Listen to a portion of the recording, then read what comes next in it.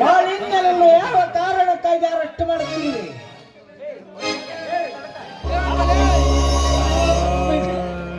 ಏನ್ ಹೇಳ್ತಿದ್ರ? ನನ್ನ ಮೈದನನ್ನು ನೀವು ನನ್ನ ಮೈದನ ಕೊಲೆ ಮಾಡಿಲ್ಲ.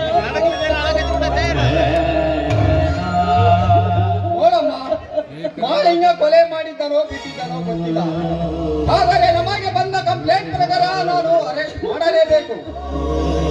ಪಾಪಿ ಅಧಿಕಾರ ಪಡಿಸಿದ ಅಣ್ಣನ ಕೈ ಅವನೋ ಒಬ್ಬ ಕಂಪ್ಲೇಂಟ್ ಕೊಟ್ಟಿದ್ದಾನನ್ನ ಮಾತ್ರಕ್ಕೆ ಅಧಿಕಾರ ಪಡಿಸಿದ ನಿನ್ನ ಅಣ್ಣನ ಕೈಗೆ ಬೇಡಿಕೊಳ್ಳುತ್ತೀನೋ ಕತ್ತಿನ ಬಿಚ್ಚುವಯ್ಯೇ ನಿನ್ನ ಬಟ್ಟೆಯನ್ನು ನಿನ್ನ ಮೇಲೆ ಮಾಡುವುದೇ ಬೇಡ.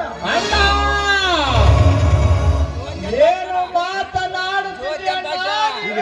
ಮಾತನಾಡುತ್ತಿರುವೆ? ನನ್ನ ತಮ್ಮ ಈಗ ಕರ್ತವ್ಯದಲ್ಲಿದ್ದಾನೆ.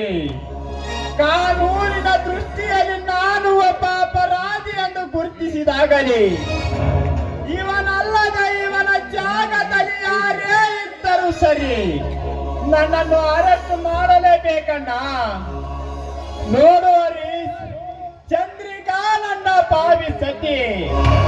ಅವಳನ್ನು ನಮ್ಮ ಮನ ಸಜೆಯನ್ನಾಗಿ ಮಾಡಿಕೊಳ್ಳಕ್ಕೆ ಹಣ್ಣು ಕಾಯಿ ತಂದವರಪ್ಪ ನಾವು. ಹರೀಶಾ, ನನ್ನ ತಂಗಿಯನ್ನು ಮಾಲಿಂಗನೇ ಕೊಲೆ ಮಾಡಿದ್ದಾನೆ ಎಂದು ನಿನಗೆ ಕಂಪ್ಲೇಂಟ್ ಕೊಟ್ಟವರು ಯಾರು?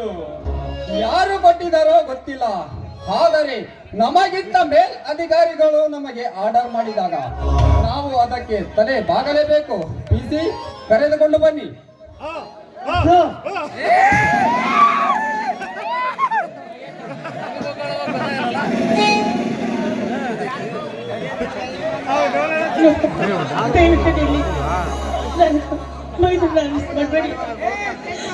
ಮುಡಿಗೆ ಮಲ್ಲಿಗೆ ಮುಡಿದು ಕೋಳಿಗೆ ತಾಳಿ ಕಟ್ಟಿಕೊಂಡು ಕಣ್ಣಿಗೆ ಕುಂಕುಮ ಹಚ್ಚಿಕೊಂಡು ಮುತ್ತೈದೆಯಾಗಿ ಹೋಗಬೇಕು.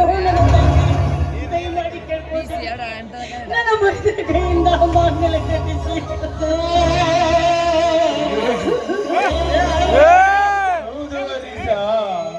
ಅಕ್ಕರೆಯಿಂದ ಬೆಳೆಸಿದ ಈ ನನ್ನ ಮುದ್ದಿನ ತಂಗಿಯ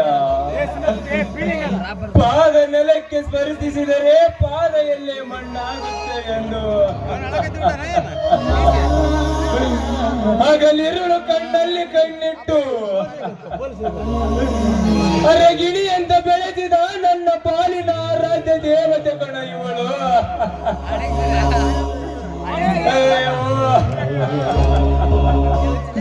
ಸುಮಂಗಲಿಯನಾಗಿ ಸ್ವರ್ಗಕ್ಕೆ ಕಳಿಸಲು ಸ್ವಲ್ಪ ಕಾಲ ಅವಕಾಶ ಮಾಡಿಕೊಡು. ನಿನಗೆ ಕೈ ಮುಗಿದು ಕೇಳಿಕೊಳ್ಳುತ್ತೇನೆ ಹರೀಶ.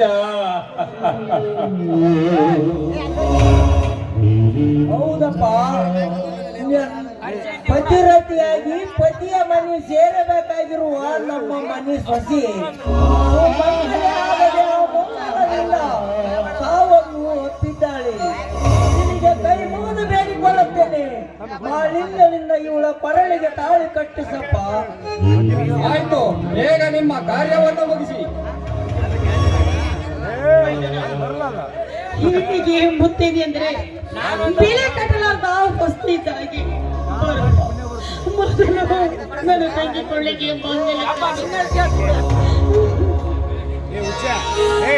ಆಯ್ತು ತಾಯಿ, ಮುಂದಿನ 7 ಜನ್ಮದಲ್ಲಿ ಈ ಚಂದ್ರಿಕಾಳೆ ನನ್ನ ಸತಿಯಾಗಿ ಬರಲೆಂದು ಆ ದೇವರ ಹತ್ತಿರ ಕೇಳಿಕೊಳ್ಳುತ್ತೇನೆ. ಅಗ್ನಿ ಸಾಕ್ಷಿಯಾಗಿ ಇವಳ ಕೊರಳಿಗೆ ತಾಳಿ ಕಟ್ಟಿ ಮುತ್ತೈದೆಯ ಸ್ಥಾನ ಕೊಡುತ್ತೇನೆ. ಕರೆದುಕೊಂಡು ಬನ್ನಿ.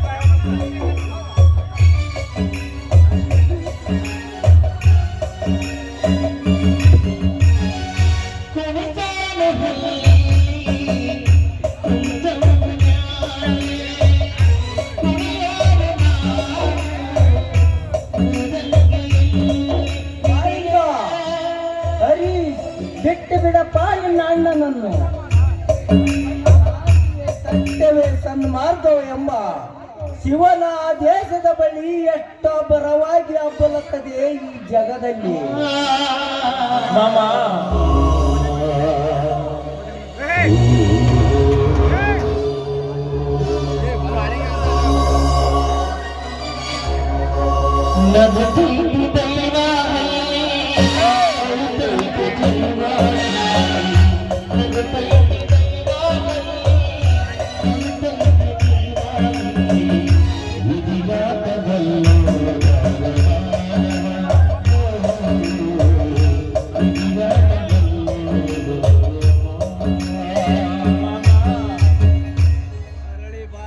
ಸತ್ಯವೇ ಮುಕ್ತಿಯ ಮುಕಟವೆಂದು ಉಜ್ವಲ ಆದಿಯಲ್ಲಿ ಅಡಿಟ್ಟ ಸತ್ಯಶೀಲವಂತ ಮಾಮ.